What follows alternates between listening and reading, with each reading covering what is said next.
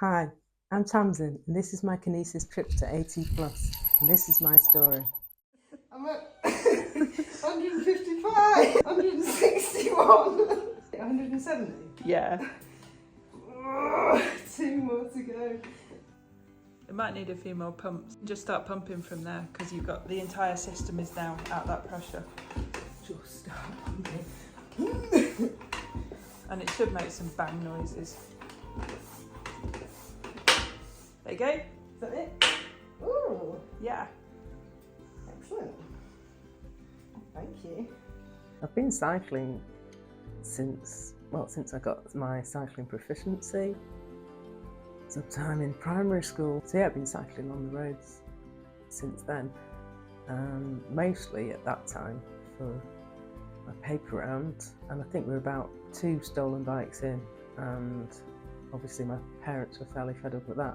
They bought me a green Claude Butler, and no one's ever wanted to steal it. Still got it to this day. I've always just been an A to Z sort of cyclist, out of necessity really. I failed to see the fun side of it. It was only really during the pandemic that my perspective on it shifted, because I wanted to get out, and I wanted to get out into nature, crucially. And at the same time, but separately, I was going on hikes, going for swims, waterfall dipping. When we came out of the pandemic and started to go back to places of work, my friend and the car driver didn't have the same sort of enthusiasm for going swimming and hiking. I was still trying to go, but I've just found the trains restrictive. I like going out early to get the sunrise, it's quieter. Often you'd be walking as far to get to the destination, to the walk, from the train station. Cycling, it was a no-brainer really. But then of course I did 70 kilometres on my first ride. But I didn't regret that. I loved it. Just the freedom that it afforded me, and the fitness as well. As an artist, I'm really interested in the positive benefits of physical activity and creative activity in nature in particular, around sensory modulation, emotional sensory regulation. I find that I get really sensory overwhelmed in manufactured environments, and find the physical activity, riding my bike, swimming, walking, and just going around taking photographs in nature really has a soothing effect. And I started a photography project, cyanotype cycles, so I was creating cyanotypes when I was going on rides to destinations where I could swim. In order to develop the prints, you need water, and most areas of beauty where there's water are further away and higher up. I was going on fairly long rides with my equipment.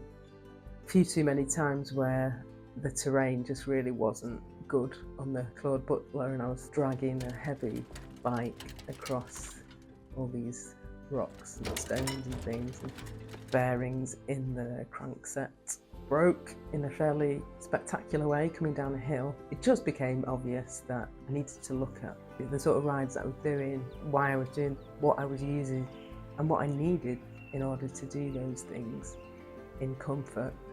Emma said to me about 20 times, "Oh, you need a new bike.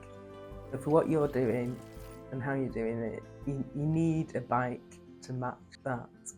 I don't know if it was out of utter exasperation listening to my bike woes. She rang me up and said, "I've got a Kinesis frame in your size. Should we build you a bike?" Which she did.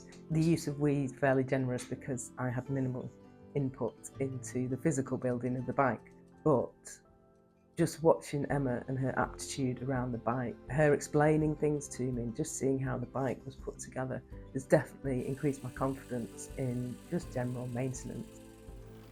And those super dynamo disc wheel sets from Hunt, amazing. I can just get on my bike and lights straight away, and it's really good with the load that I'm carrying as well when I'm going about doing the cyanotype cycles. It's not going to break on me and leave me stranded somewhere in the middle of nowhere. It's been amazing on the Kinesis. I've gone on trips that I haven't done before, and I probably wouldn't have done if I didn't have this bike.